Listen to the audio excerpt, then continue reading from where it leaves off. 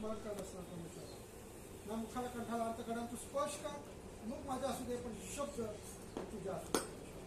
जे कोणी ऐकत असतील परमेश्वरा तर प्रत्येकाच्या कानाला मनाला हृदयाला अंतकडाला स्पर्श कर. या वचनाद्वारे या शब्दाद्वारे तू प्रत्येकाला तू आशीर्वाद प्रार्थना विनंती नासर येशू ख्रिस्ताच्या थोडं पवित्र नाव ते मन ऐकून मान्य करतो. हालेलुया. तहान लागत आहे. सर्वजण पाणी पित आहेत. प्रत्येकाजवळ वाटत आहेत. पाळक साहेबांनी सांगितलं आणि प्रभू श्री ख्रिस्त सुद्धा वधस्तंभात खेळायला होता आणि भर दुपारचा हा समय होता. जो बारातीतील हा समय आहे तोच समय होता आणि खूप कडक ऊन होतं आणि प्रभू श्री ख्रिस्त पूर्ण मनुष्य होता. हालेलुया. असं नव्हतं की तू देव म्हणून तो पृथ्वीवर आला नव्हता. पूर्ण मनुष्य म्हणून तो पृथ्वीवर आला होता. आणि ज्या मनुष्याला गोष्टी होतात त्या गोष्टी प्रभू श्री ख्रिस्ताला देखील होत. हालेलुया. त्याला तहान लागलेले आपण पाहतो. त्याला भूक लागलेली आपण पाहतो. तो व्याकुळ झालेला आपण पाहतो. तो विव्हळ झालेला आपण पाहतो. आणि ज्या ज्या गोष्टी मानवाला होत होत्या. ठीक आहे. लाजरस मेला की प्रभू श्री ख्रिस्ताला देखील रडून कोसळलं होतं. बरोबर. येशू रडला. सर्वात छोटं वचन आहे. आणि ज्या ज्या गोष्टी मानवाच्या वाट्याला येतात त्या प्रत्येक गोष्टी प्रभू येशू ख्रिस्ताच्या वाट्याला आलेल्या आपल्याला पाहायला मिळतात. हालेलुया. आता चौथा शब्द शिकवून सांगितलं की हे देवा तू माझा त्याग का केला. हालेलुया.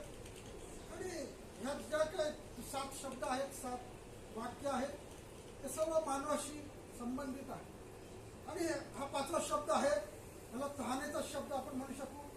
आणि भर दुपारी भर ह्या तिसऱ्या प्रहरी जशी तहान लागते तशीच प्रभू श्री ख्रिस्ताला देखील लागते.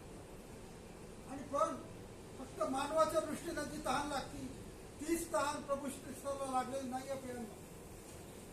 तर ह्या तहानेचा व्यापक संदर्भ आहे. व्यापक अर्थ आहे. आणि प्रभू श्री ख्रिस्ताला कुठली तहान लागली होती ते वचन आपण पुन्हा एकदा मराठीत वाचा. त्यानंतर आता सर्व पूर्ण झाले आहे हे जाणून येशूने शास्त्रलेख पूर्ण व्हावा म्हणून मला तहान लागली आहे असे म्हटले.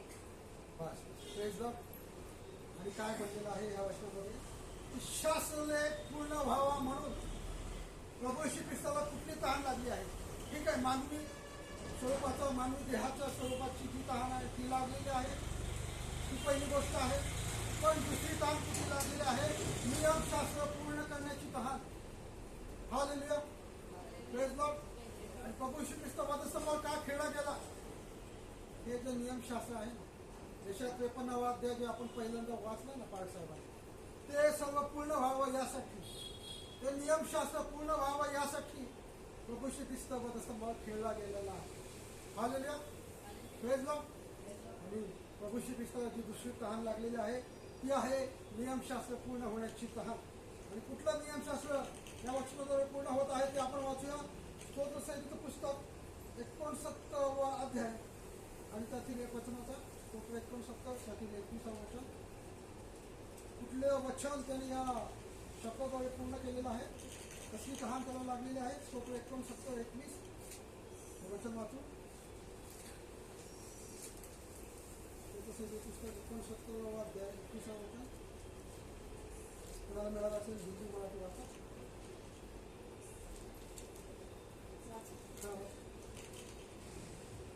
त्यांनी मला अन्न म्हणून विष खायला दिले. तहान भागवयास मला आम दिली. हालेलुया. Praise Lord. आणि हे वचन पूर्ण होण्यासाठी प्रभू श्री ख्रिस्त म्हणत आहे मला तहान लागली. आणि पुढच्या वचनात आपण पाहिलं तर तिथे आम भरून ठेवलेले एक भांड होते म्हणून त्यांनी ते त्याला दिले. हालेलुया.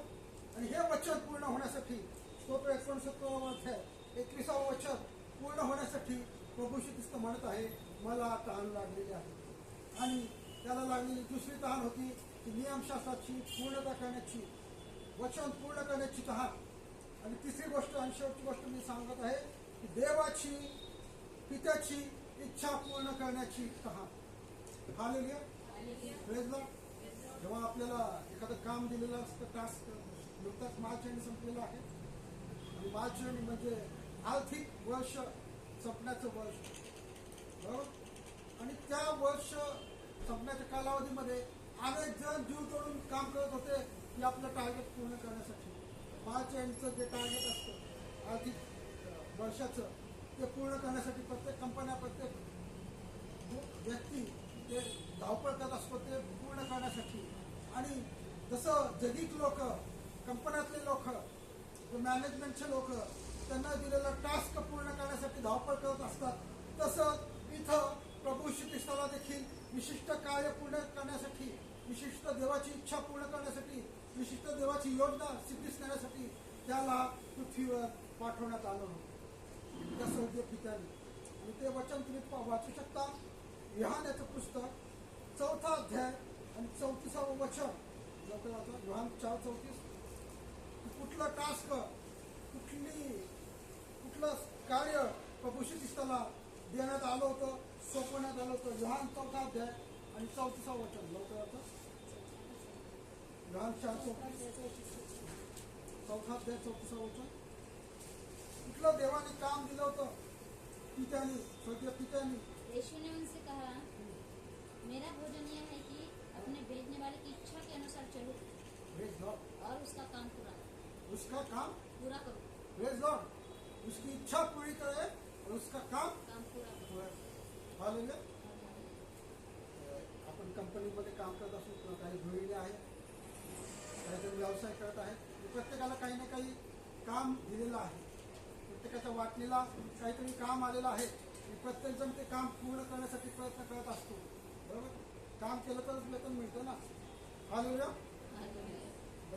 जे कंपनीत जातात त्यांना माहित आहे, 9 तास, 10 तास, 12 तास काम करावंच लागतं, त्याशिवाय त्या दिवसाचं पेमेंट नाही भेटत.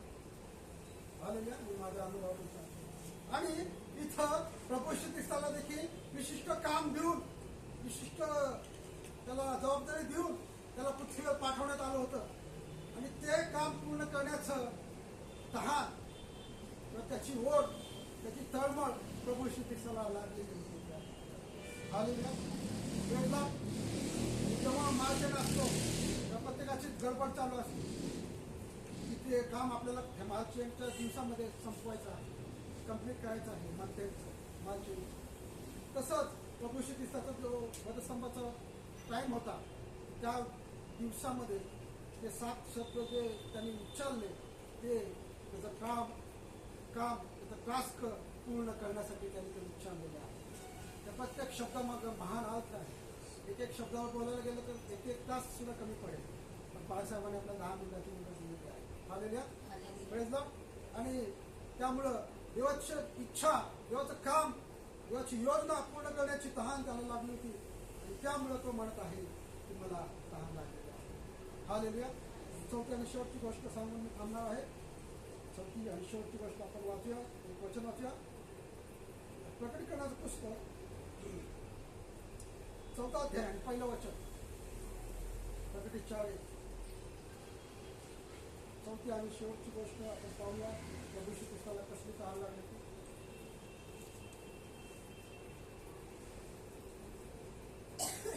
प्रकटी 4:1.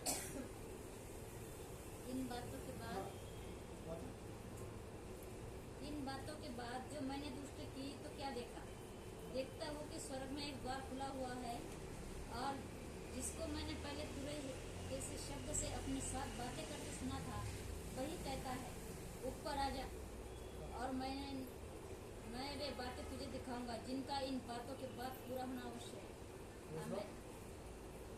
प्रकटीकरणाचं पुस्तक 4 अध्याय 1 वचन आपण पाहतो की ह्या वचनामध्ये एक शब्द आहे, स्वर्गाचे एक दार उघडलेले दिसले. हालेलुया. आणि जेव्हा प्रभू श्री ख्रिस्ताचा वधस्तंभावर मृत्यू झाला तेव्हा पवित्र स्थानातील पडदा मधोमध फाटलेला आहे. आणि ते दर्शक आहे की स्वर्गाचे दार आपल्यासाठी, मानवासाठी उघडलेले आहे. हालेलुया. Praise Lord. पवित्र स्थानातील पडदा मधोमध फाटलेला आहे. हालेलुया. आणि हे दर्शन होतं, एक चिन्ह होतं की स्वर्गाचे दार मनुष्यासाठी उघडलेलं आहे. ह्याच्या आधी ते बंद होतं. हालेलुया. आणि प्रभू श्री ख्रिस्ताला त्याची पण तहान लागली होती की मनुष्यासाठी स्वर्गाचे दार उघडावे आणि स्वतः स्वर्गात जाऊन त्याला पण एक काम करायचं होतं स्वर्गात जाऊन सुद्धा पृथ्वीवरचं काम त्यांनी केलंच होतं. ठीक आहे. तर स्वर्गात जाऊन सुद्धा त्याला एक काम करायचं होतं. योहान याचं पुस्तक 14वा अध्याय आणि त्यातील 2रं आणि 3रं वचन. कुठलं काम त्याला स्वर्गात जाऊन करायचं होतं आणि त्याची पण त्याला तहान लागली. हालेलुया. योहान 14वा अध्याय 2रं आणि 3रं वचन लवकर वाचा. योहान 14:2-3. जसं पृथ्वीवरचं त्याला काम दिलं होतं पित्याने, तसंच त्याला आता स्वर्गात जाऊन देखील एक जबाबदारी त्याला पूर्ण करायची होती. लवकर वाचा. योहान 14वा अध्याय 2रं आणि 3रं वचन. तुम्हारा मन व्याकुल न हो, हां. परमेश्वर पर विश्वास रखो और मुझ पर भी विश्वास रखो. मेरे पिता के घर में बहुत से रहने के स्थान हैं. यदि न होते तो मैं तुमसे कह देता, हां. क्योंकि मैं तुम्हारे लिए जगह तैयार करने जाता हूँ. और यदि मैं जाकर तुम्हारे लिए जगह तैयार करूँ तो फिर आकर तुम्हें अपने यहाँ ले जाऊंगा, कि जहाँ मैं रहूँ वहाँ तुम भी रहो. आमेन. आमेन. हालेलुया. जसं पृथ्वीवरती प्रभू श्री ख्रिस्ताला एक टास्क, एक काम, एक इच्छा, एक योजनासाठी प्रभू श्री ख्रिस्ताला पृथ्वीवर पाठवलं होतं आणि ते पूर्ण करण्याची तहान प्रभू श्री ख्रिस्ताला होती. तसंच पुन्हा त्याला स्वर्गात जाऊन पित्याच्या घरात जाऊन आपल्यासाठी जागा तयार करण्याचं देखील काम त्याला सोपवलेलं आहे आणि तो सध्या ते काम करत आहे. हालेलुया. आणि ते असं तुम्हाला प्रकटीकरणामध्ये 7वा अध्याय 9वं वचन वाचलं तर कळेल की त्यांनी ती जागा तयार केलेली आहे आणि तिथं मंडळीचे रॅप्चर झाल्यानंतर जे मंडळी आहे ते तिथं त्या जागेत ते राहणार आहे. प्रकटी 7वा अध्याय 9व्या वचनामध्ये ते तुम्हाला पाहायला मिळेल. आणि मला या वचनातून एकच सांगायचं आहे की जशी प्रभू श्री ख्रिस्ताला तहान लागली तशीच आपल्याला देखील त्याची तहान लागली पाहिजे. हालेलुया. की जो कोणी तहानेला असेल त्याला परमेश्वर जिवंत पाणी देईल. आमेन. परमेश्वर या वचनाद्वारे तुम्हाला आशीर्वाद देतो. कारण